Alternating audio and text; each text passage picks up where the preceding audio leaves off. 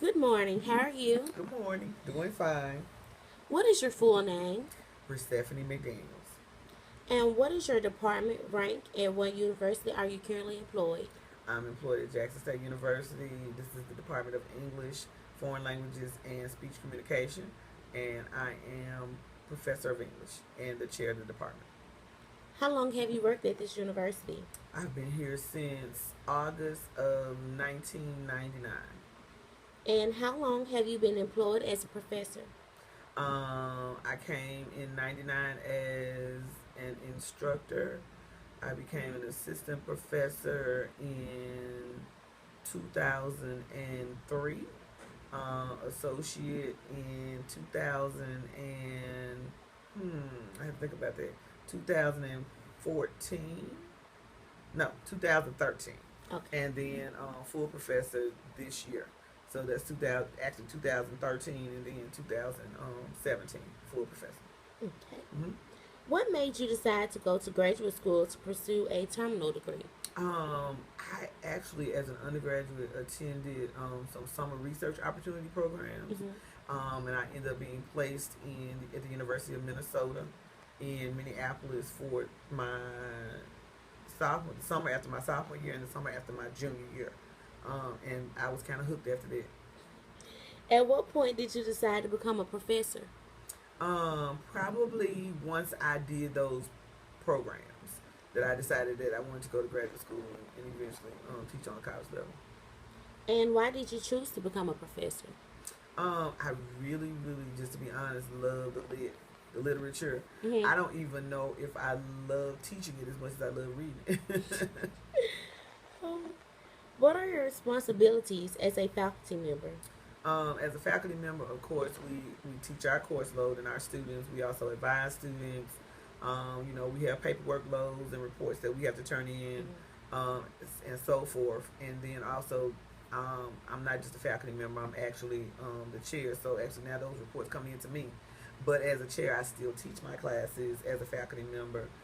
Still sit on it as a professor who's in the graduate programs as well. We still sit on defenses and committees for thesis and in other departments dissertations as well. And we have committee work. Mhm. So, what is the day in the life of a professor like? Well, I would say to you that most of us do not have courses every day. Sometimes we teach on Monday, Wednesday, and Friday. Sometimes we teach Tuesday, Thursdays. But if you're in any rank as a professor, you probably also teach night classes, Hmm. because even though Jackson State is a large HBCU, it is not one of the largest universities, which means that most of our graduate courses are taught in the evenings, and some of them online. Not a whole bunch online because we are in English. So you have that course load when your days are. You do office hours and meet with students and so forth. Hmm. For those who teach online, they probably feel like that they are communicating with students sometimes much more than people who don't teach online because contact is continuous. Also, we have grading loads. If you're in English, you have heavy, heavy grading loads because you're reading full papers for full classes, at least four major papers a year. And some of our classes are pretty big, actually. They might range anywhere from 25 to 35 in an undergraduate class, and then a graduate class may range around 10 to 12. So we have a heavy, grading load and so forth. But the other thing is we're also required to publish, which means we have to do our own research. So we have to designate times and days that we crop out of our week to get some of our own stuff done, which also means we have committee meetings, reports we have to do for committees, events we have to participate in and put on, and we also have to do conference presentations. So that means that we travel probably 2 to 3 times out of the semester as well, and still have to leave things for our classes to do. So, what would you describe as some of the benefits of being a professor? Unless you just want to earn extra money, you are off in the summers. Um, Most professors use the summertime to catch up on their own research that they feel that's gone by the wayside when they're trying to grade papers and keep up with stuff. So they're able to get prepared for conferences and so forth in the summer. If you decide to teach in the summer for extra money, some people do it so they can travel more for conferences and things like that. You may only teach like one semester and you're still out the other. Also, some other benefits are that you're off at certain times. You get those 2 weeks at Christmas. You get spring break. You get fall break. You get Easter break. All of those things do come. So we are kind of off the clock technically, more than other people in other professions who get a 2 week vacation a year. Why do you think that there are so many misconceptions surrounding the professorate? I think a lot of people don't know what the requirements are. People who are outside of academia, which is in which we work, kind of just think that all those times I say we're off. Oh, well, you don't work most of the year. You have a lot of free time, but you still get a full salary and so forth.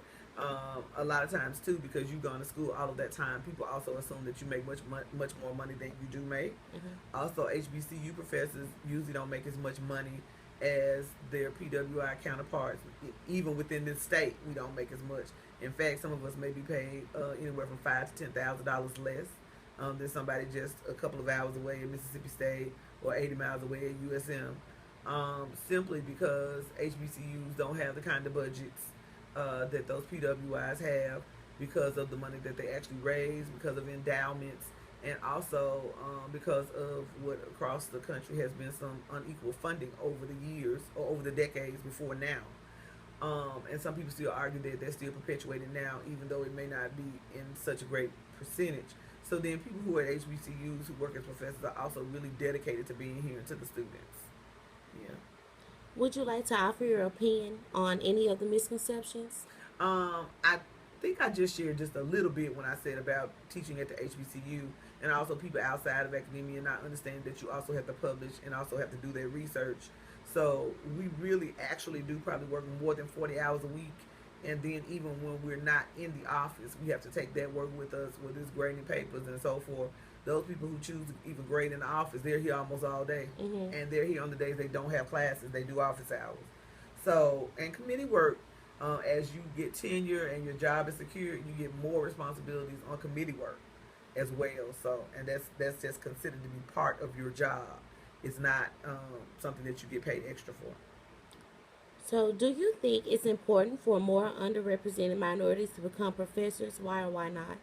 I think it is. I think it's really, really healthy for students, especially students of color who are at predominantly white institutions, to see professors who look like them, to also know that they can achieve those same goals and have those same jobs. In a lot of cases, African American students do not see a lot of African American professors unless they are at an HBCU. There's some entire colleges or departments that may be less than 5% people, professors of color. So, Is there anything I did not ask that you would like to add? I really can't think of anything, but I will say this: I do tell students sometimes. I do realize that students sometimes don't realize that their professors are usually published authors or experts in their fields. They just see them as their teachers, Mm-hmm. who may have read something before they read it, and now they're ready to discuss it. And oh, you went to school for it, so you know about it. So I always encourage professors to like Google their. Encourage students to like Google their professors Mm-hmm. so that they can see what kind of work they're doing and what they're interested in and so forth. And it might motivate them sometimes to want to follow in their paths. Mm-hmm. Mm-hmm. Well, we thank you so much. Thank you. And this concludes our interview. Great.